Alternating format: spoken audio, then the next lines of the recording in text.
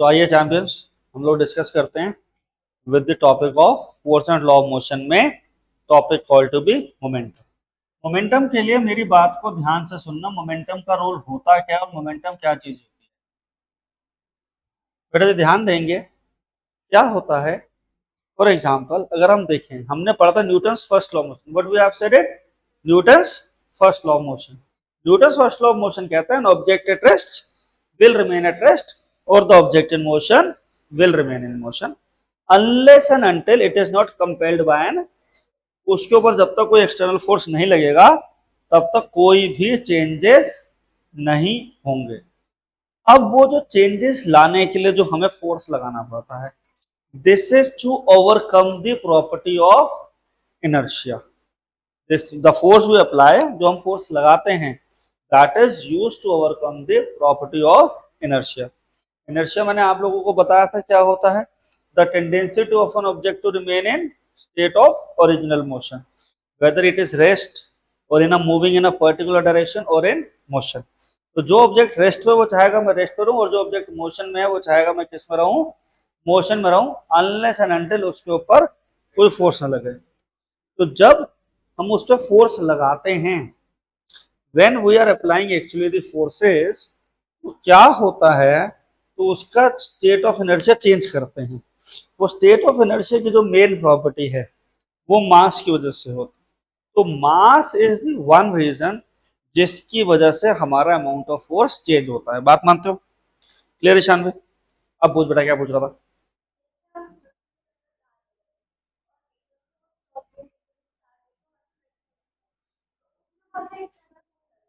Break. Shanvi का doubt है, हम कार में सर जा रहे हैं, तो हम कार एकदम बस रुकती है या कार स्टार्ट होती है, तो ऐसा क्या होता है, जब तो फिर मैं कहता हूँ उसमें इंजन का फोर्स लगता है ना, या force of friction by the brakes लगता है, उसकी वजह से बस या कार तो रुक जाती है, बट हमारी बॉडी क्या रहती है, इन रिमेन इन मोशन रहती है। क्या रहती है? मोशन। हाँ, तो तब तब वो जब शुरू होती है तो कार मोशन में आ जाती है, बट हम लोग क्या चाहते हैं, हम लोग आलसियों की तरह रेस्ट पे रहना चाहते हैं। तो जब जब हम रेस्ट पे रहना चाहेंगे तो भैया कार आगे की तरफ जाएगी, हम कहाँ जाएंगे, पीछे की तरफ जाएंगे, तो हम लोग कहाँ फॉल बैकवर्ड हो सकते हैं। राइट? क्लियर हुई बात? अगले चीज सुनो, अगला है momentum.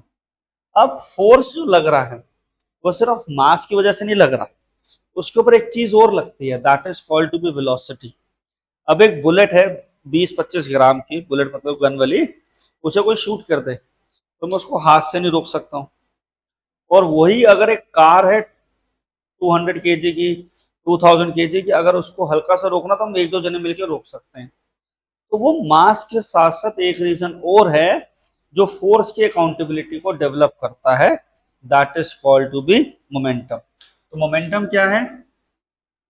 It is the product of mass and velocity. This is the product of mass and velocity. P क्या है? P is mv. P is mv. P is the product of mass and P क्या है? P is momentum. P is momentum. P क्या है बेटा? हमारा momentum है। It is equals to mass into velocity है। अब मेरी बात ध्यान से सुनना, इसकी SI यूनिट क्या डेवलप होती है? इसकी SI यूनिट होती है kg मीटर पर सेकेंड, और एक ऐसी क्वांटिटी है, वेक्टर क्वांटिटी है। कैसी क्वांटिटी है? Vector quantity. ठीक। अब जब एक ऑब्जेक्ट अपनी स्पीड को इंक्रीज या डिक्रीज करता है, वो उसके ऊपर कैसे करता है, लाइक आप लोग अगर साइकिल चला रहे हो, भाग रहे हो, आपको अपनी स्पीड इंक्रीज करनी है, तो आप क्या लगाते हो? अपने मस्कुलर फोर्स लगाते हो। क्या लगाते हो?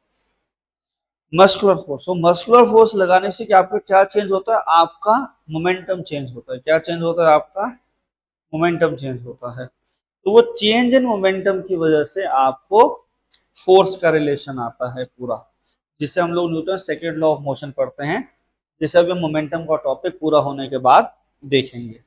तो क्या है? वेक्टर क्वांटिटी है। अब एक ऑब्जेक्ट है जिसका मास क्या है? m। u क्या है? इनिशियल वेलोसिटी है, v क्या है, फाइनल वेलोसिटी है, v क्या है, फाइनल वेलोसिटी। बच्चा जी यहाँ पे आपका चेंज इन मोमेंटम क्या होगा, यहाँ पे जो आपका आएगा चेंज इन मोमेंटम वो क्या होगा, that is equals to m bracket में v minus u। Change in momentum क्या आ गया, m v minus m u आ गया। ठीक है, अब एक क्वेश्चन है, a car moving with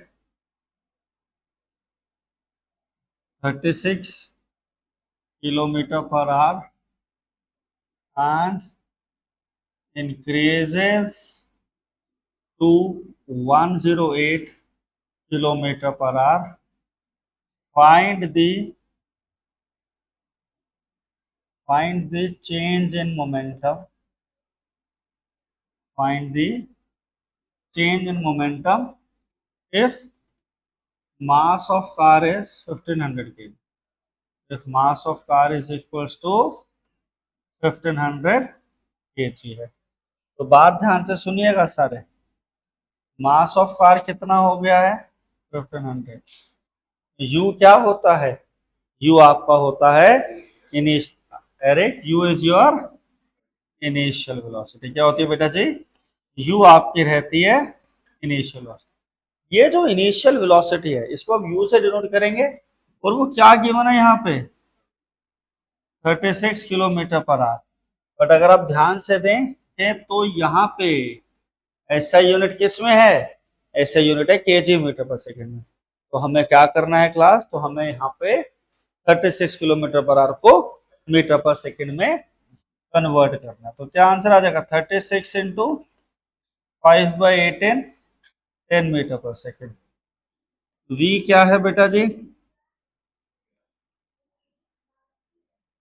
हम मास है ना, केजी आ गया मीटर पर सेकेंड। वेलोसिटी कितना है 108 kilometre per hour. 108 into 5/18 it goes to be 30 metre per second. तो P क्या हुआ बेटा जी, P हुआ चेंज इन मोमेंटम। P क्या हुआ, change in momentum, that is m v minus m u. m कितना है, m इज योर 1500, v क्या है 30 माइनस 10, दैट इज 3000 kg मीटर पर सेकेंड। तो बेटा क्या आंसर है पुत्र जी, 3000 kg metre per second is the change in momentum. ठीक है, 1520 बेटा, सॉरी हाँ 30,000 आएगा, that goes to be 30,000 kg metre per second. ठीक है, क्लियर हुआ, this is how change in momentum will take place. एक क्वेश्चन और है, a ball of mass 700 gram strikes the wall with 30 meter per second and rebound with 20 meter per second. Find the change in momentum. Find the change in momentum. बेटा जी ये question जब जब paper में आता है ना, बहुत बच्चे गलती करते हैं। क्या करते हैं बहुत बच्चे, उसके लिए मेरी बात अब ध्यान से सुनना। मोमेंटम कैसी क्वांटिटी है, मोमेंटम है वेक्टर क्वांटिटी। वेक्टर क्वांटिटी में डायरेक्शन इंपॉर्टेंस रखती है, उसको हमें चेंज करने पर हमारा क्या होगा, सारी चीजें चेंज होगी। तो वेक्टर क्वांटिटी है, ध्यान से सुनो। क्वेश्चन क्या है, ये बॉल वॉल पे स्ट्राइक हुई और वापस लौट के आई। जब वो स्ट्राइक कर रही थी उसकी वेलोसिटी थी 30 मीटर पर सेकेंड। जब वो रिबाउंड करेगी उसकी वेलोसिटी हो गई 20 मीटर पर सेकेंड। डायरेक्शन क्या हो रही है? डायरेक्शन चेंज हो रही है बेटा जी। डायरेक्शन क्या हो रही है? डायरेक्शन चेंज हो रही है, तो अनुवृंदा वेलोसिटी नेगेटिव में चली जाएगी। क्या होगा पुत्र? माइनस में चली जाएगी। ठीक है। मास कितना है पुत्र? मास कितना है? 700 पर 0.7 kg। यू कितना है बेटा जी? यू है 30 मीटर पर सेकेंड। वी है -20 मीटर पर सेकेंड। ठीक। चेंज इन मोमेंटम क्या होता है? चेंज इन मोमेंटम रहता है m ब्रैकेट में v minus you. Change in momentum का फॉर्मूला क्या बनता है? m v minus 0। 0.7 v कितना? -20 -30। 0.7 -50 -35 kg meter per second. This will be the change in momentum. This would be the change in momentum. Complete करिए सारे बेटा जी। देखो अगली चीज हम लोग देखते हैं, एक एग्जांपल सुनते हैं। ठीक है। सपोज करो एक कार है, उसका मास है 1000 kg। ये 80 किलोमीटर पर आवर पे ट्रेवल कर। सामने एक वॉल है। सामने क्या है? एक। अब दो बंदे हैं, एक का नाम हो गया रामलाल और एक है श्यामलाल। श्यामलाल शाम को ब्रेक लगा के बैठा हुआ है और इसके ऊपर कौन सा केस लगेगा? अब ड्रिंक एंड ड्राइव का। इसका चालान भी कटेगा आज। ठीक है। श्याम भाई को जोश चढ़ा और राम भाई भी रेस लगा रहे हैं, दोनों लड़ गए। अब राम भाई ने विस्की नहीं पिया, श्याम भाई ने विस्की पी लिया। अब क्या हुआ? राम भाई गाड़ी चलाने, राम भाई को देखा भाई रेस तो हो रही अच्छी, और रेस का क्या करे? सामने है एक दीवार। श्याम भाई जोश में, श्याम भाई को देखा नहीं। अब राम भाई ने क्या करा? ब्रेक लगा दी। श्याम भाई कह रहा दीवार दीवार तोड़ देंगे हम, रजनीकांत है। और ऐसा कुछ हुआ नहीं। ठीक। जब दोनों ने ब्रेक लगाई तो क्या हुआ? यहां पे आके राम भाई भी स्टॉप कर गए और श्याम भाई भी स्टॉप कर गए। दोनों को दोनों क्या कर गए? दोनों के दोनों यहीं पे स्टॉप कर गए।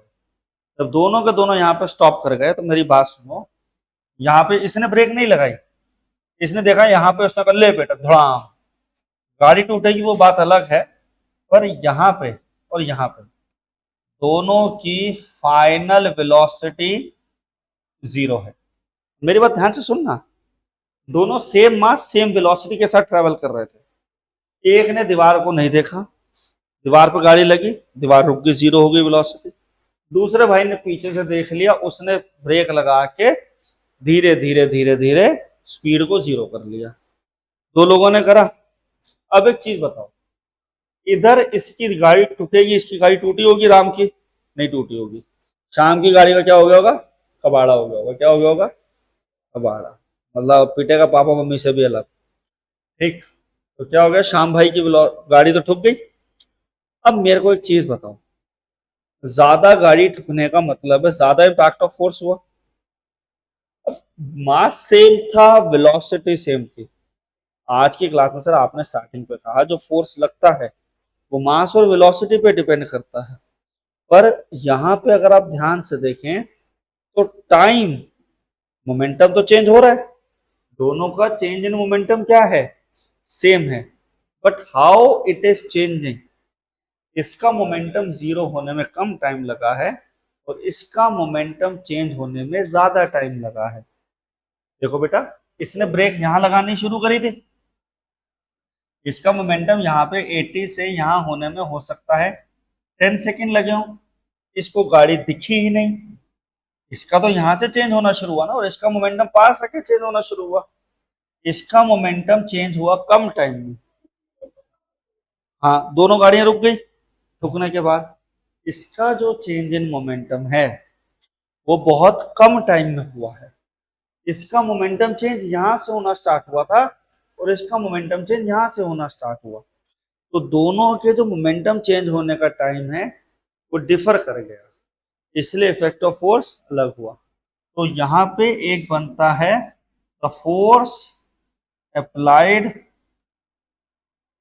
Is directly proportional to rate of change in momentum, that is equals to rate of change in momentum, rate of change in momentum।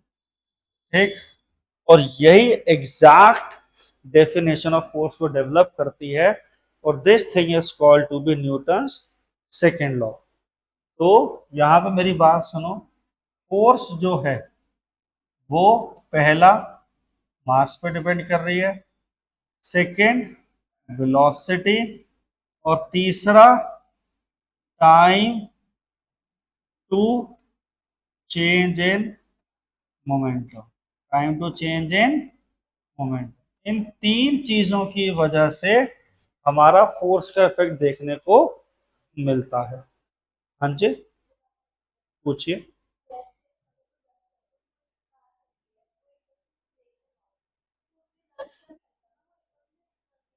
चलो, शानवी ने डाउट पूछा है कि सर एक कार चल रही है, उसके ऊपर हम ब्रेक लगाते हैं, ब्रेक लगाने की वजह से सर कार रुक जाती है। ठीक, पहला पॉइंट। तो क्या सर उसमें चेंज इन इनर्शिया हुआ? चेंज इन इनर्शिया हुआ। अब मेरी इस बात को ध्यान से सुनना, कई बार आप देखते हो स्पोर्ट्स बाइक वाले रेस करते हैं और हम भी बाइक चलाते हैं, जब हम ब्रेक्स लगाते हैं तो कई बार क्या होता है, हम ब्रेक एकदम से लगाते हैं तो बाइक पलट जाती है, राइट? बिकॉज कि आपका आगे वाला व्हील का इनर्शिया तो चेंज हो गया, पर जो पीछे वाला व्हील है उसका इनर्शिया चेंज नहीं हुआ।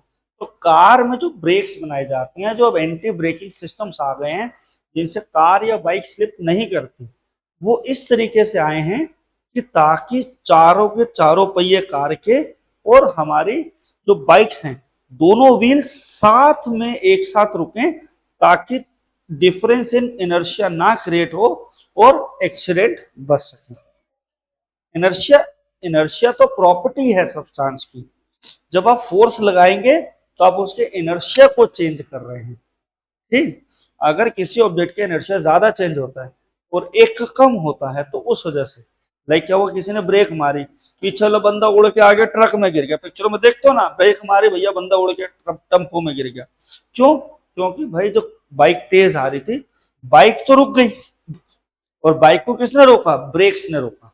पर ऊपर बैठे आदमी के ऊपर कोई ब्रेक नहीं लगी, वो तो सोच रहा है कि आज मैं आसमां पे उड़ के ही दिखाऊंगा। ठीक है, तो वो भाई साहब उड़ के आगे पहुंच जाएंगे। हाँ, वो इनर्शिया तो लग ही रहा है। ठीक, और दूसरी बात अब हम जो पढ़ रहे हैं वो ये है कि जो किसी भी ऑब्जेक्ट पर फोर्स लग रहा है बाबू, वो किस बात पर डिपेंड कर रहा है? मास पर डिपेंड कर रहा है, वेलोसिटी पे डिपेंड कर रहा है, और साथ ही साथ मेरे बच्चा time to change in momentum, कितना टाइम आप ले रहे हैं मोमेंटम को चेंज करने में, इस बात पे भी डिपेंडेंसी आ रही है। अब देखते हैं। हाँ, हाँ, ज्यादा फोर्स किस पे लगा है? श्यामलाल पे लगा है, रामलाल पे कम फोर्स लगा है। हाँ, तो न्यूटन सेकंड लॉ क्या कहता है? अब हम पढ़ते हैं किसका? न्यूटन भैया का second law of motion. Newton second law of motion तो क्या है? व्हेन एन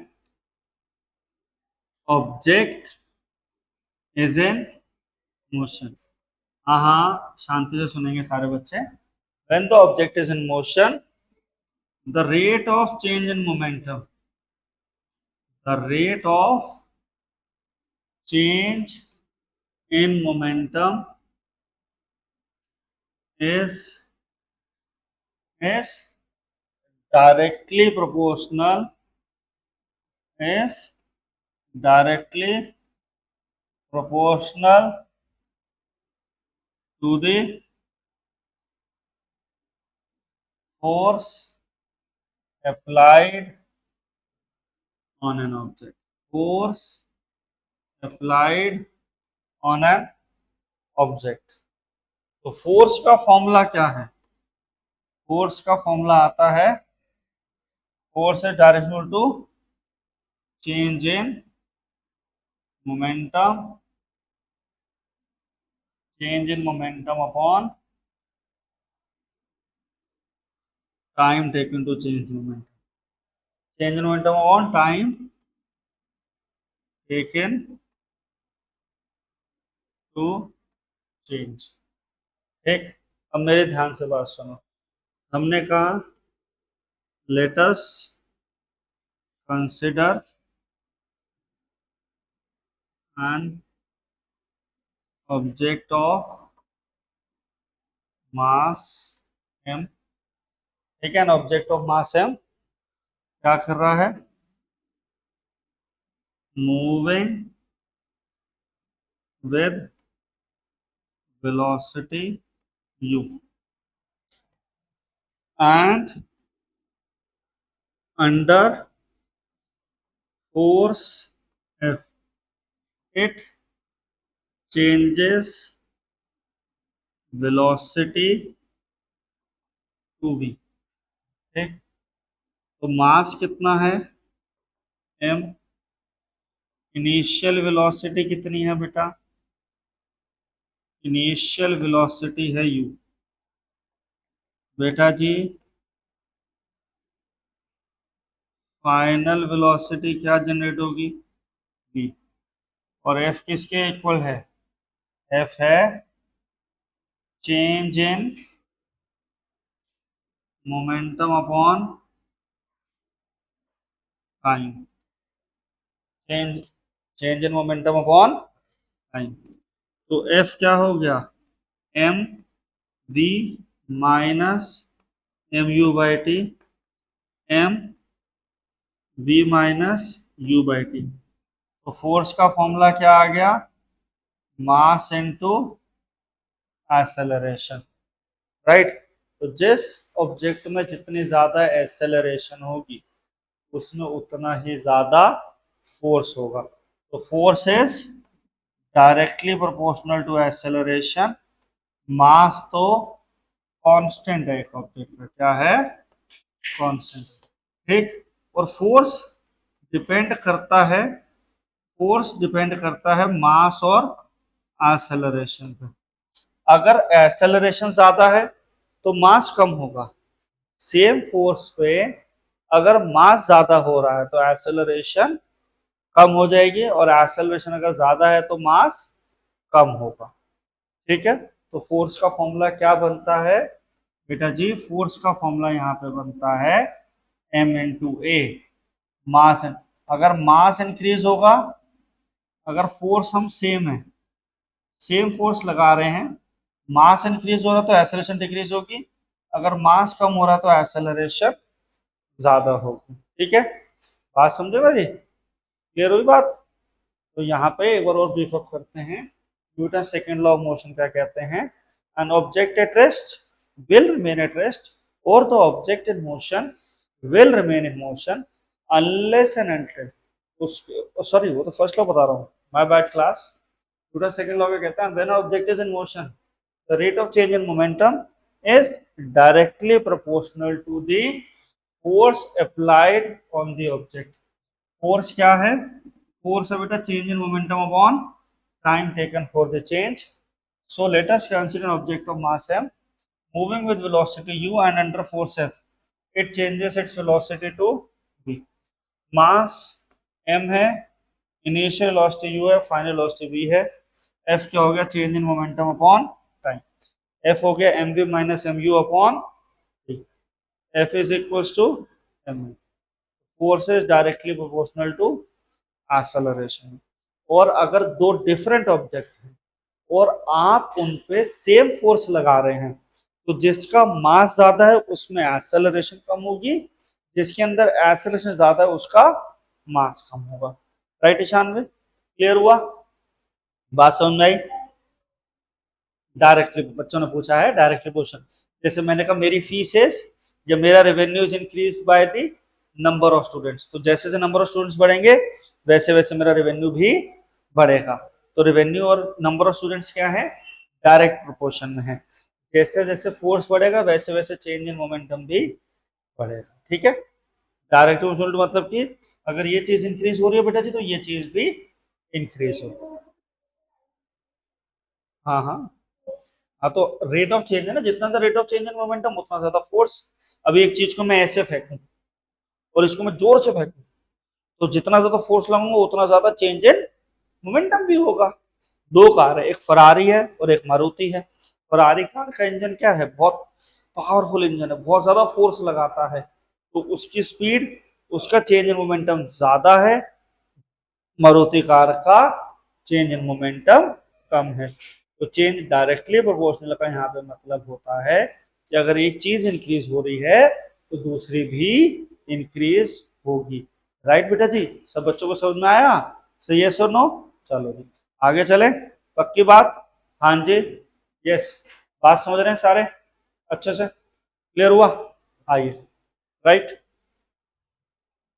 अब मेरी बात ध्यान से सुनेंगे।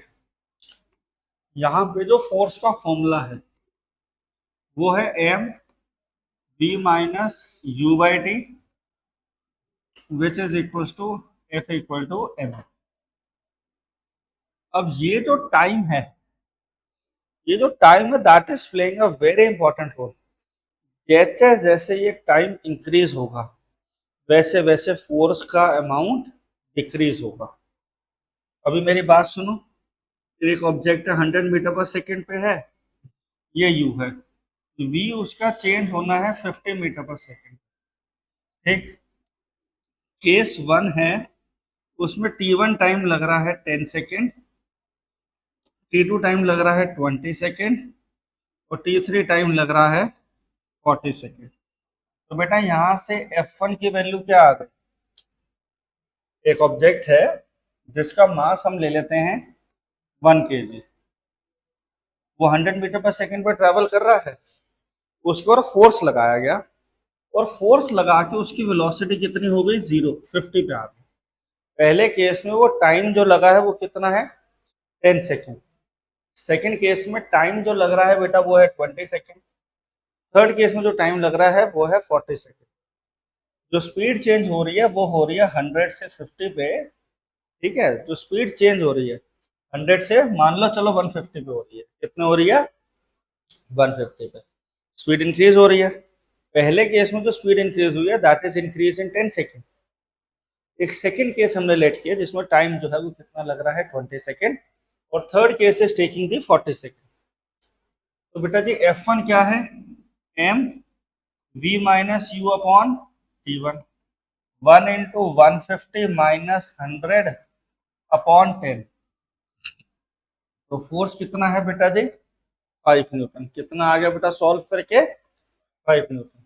यहाँ पे कितना है, F2 1 150 माइनस 100 अपॉन 20, 50/20। फोर्स कितना हो गया बेटा जी, 2.5 न्यूटन।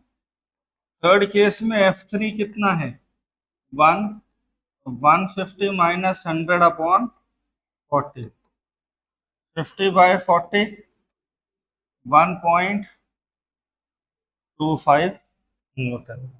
कितना आ गया, 1.25 न्यूटन। कितना आ गया, 1.25 Newton will be the case. Right, आ गया समझ में?